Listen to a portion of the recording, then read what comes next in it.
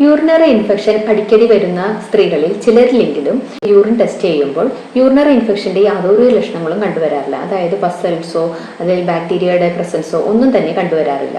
എന്നാൽ യൂറിനറി ഇൻഫെക്ഷന്റെ എല്ലാ സിംറ്റംസും, അതായത് തണ്ടൽ വേദന, അടിവയർ വേദന, പനി, അടിക്കടി മൂത്രം പോകാനുള്ളൊരു ശങ്ക തോന്നുക, മൂത്രം പോകുമ്പോൾ ശക്തിയായ വേദന ഉണ്ടാവുക, ഇത്തരത്തിലുള്ള സിംറ്റംസ് എല്ലാം തന്നെ കണ്ടുവരാറുണ്ട്. എന്നാൽ യൂറിൻ ടെസ്റ്റ് ചെയ്യുമ്പോൾ എല്ലാം നോർമലാണ് താനും.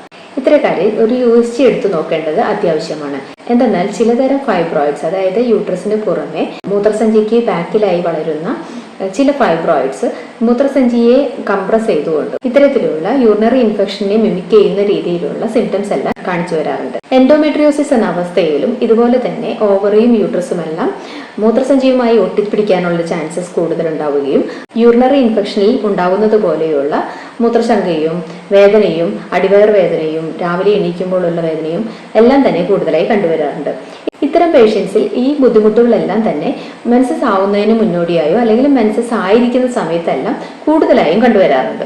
അതുകൊണ്ട് തന്നെ റിക്കറൻ്റായി യൂറിനറി ഇൻഫെക്ഷന്റെ സിംറ്റംസ് കാണിക്കുകയും എന്നാൽ മൂത്രത്തിൽ പഴുപ്പ് തീരെ ഇല്ലാതിരിക്കുകയും ചെയ്യുകയാണെങ്കിൽ തീർച്ചയായും ഒരു അൾട്രാസൗണ്ട് സ്കാനിങ് ചെയ്യേണ്ടത് അത്യാവശ്യമാണ്.